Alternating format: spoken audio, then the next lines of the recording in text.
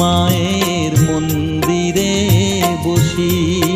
আমি অনাহুত একজন, আমি অনাহুত একজন, অনাহুত একজন। অনেক দোষেতে দোষী, আমায় একটু জায়গা দাও।